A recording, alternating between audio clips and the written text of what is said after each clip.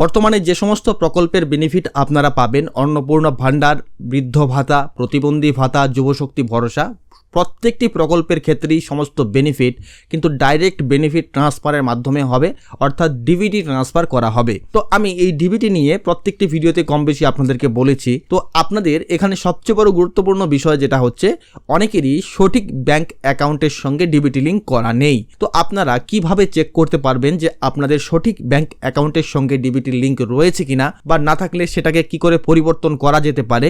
তো আজকে আপনাদেরকে এই ভিডিওতে এই আপডেটটাই দিতে যাচ্ছি, এবং তার সঙ্গে সঙ্গে জানিয়ে রাখি, বর্তমানে এনপিসিআই এর যে অফিসিয়াল ওয়েবসাইট রয়েছে, সেই অফিসিয়াল ওয়েবসাইটে কিন্তু হেভি ট্রাফিকের কারণে সেই ওয়েবসাইটের সার্ভার বর্তমানে ডাউন থাকছে। তো সকালের দিকে এবং রাতের দিকে কিছু কাজ করা যাচ্ছে, কিন্তু দিনের বেলা একদমই কাজ করা যাচ্ছে না। এটা হওয়ারই স্বাভাবিক, কারণ একসঙ্গে এত লোক এই এনপিসিআই এর অফিসিয়াল ওয়েবসাইটে এসে দেখার চেষ্টা করছে, যার কারণে অফিসিয়াল ওয়েবসাইটের প্রবলেম হচ্ছে। তো চলুন আজকে এর বিকল্প রাস্তাটা আমরা দেখে নিচ্ছি। তার সঙ্গে সঙ্গে আপনারা কিভাবে জানতে পারবেন, যদি কোনো অনলাইন মেথডেও যদি কাজ না করে, তাহলে অফলাইনে কি করে ঘরে বসেই জানতে পারবেন আপনার কোন ব্যাংক অ্যাকাউন্টের সঙ্গে ডিবিটি লিঙ্ক রয়েছে। তো চলুন ভিডিওর আলোচনা শুরু করব। চ্যানেলটিকে অবশ্যই সাবস্ক্রাইব করবেন এবং লাইক, কমেন্ট, শেয়ার করে অন্যকে দেখার সুযোগ করে দেবেন। তো এনপিসিআই এর অফিসিয়াল ওয়েবসাইটে এসে কাস্টমার অপশনে এলে এই যে দেখতে পাচ্ছেন, এখানে ভারত আধার সেটিং এনাবেলার অপশনে ক্লিক করার সঙ্গে সঙ্গে এই এরর চলে আসছে। তো আমরা এই ওয়েবসাইট থেকে দেখবো না, আমরা সরাসরি আধারের ওয়েবসাইটে যাব।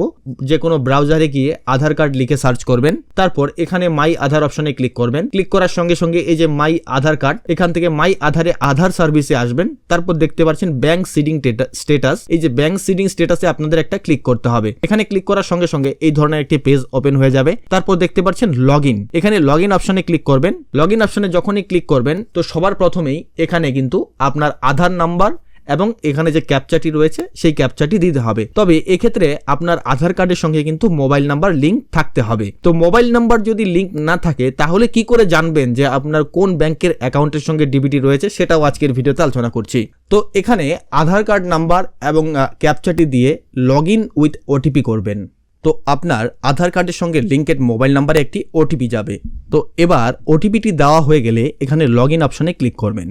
তো যখনই লগইন অপশনে ক্লিক করবেন, তারপর দেখতে পাচ্ছেন অ্যাড্রেস আপডেট, ডাউনলোড আধার কার্ড, তারপর হচ্ছে ওয়াটার পিভিসি, তারপর ডকুমেন্ট, তারপর হচ্ছে ব্যাংক সিডিং 1 2 3 4, এই যে 5 নাম্বার অপশন ব্যাংক সিডিং।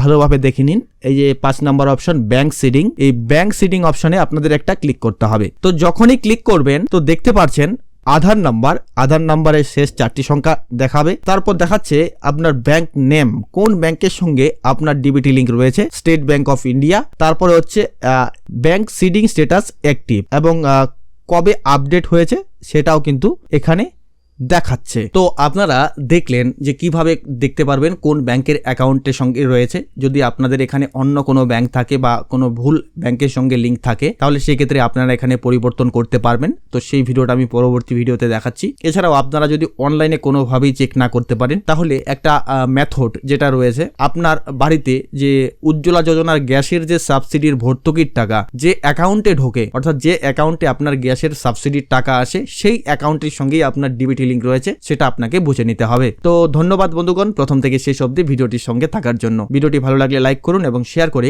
অন্যকে দেখার সুযোগ করে দিন। ধন্যবাদ।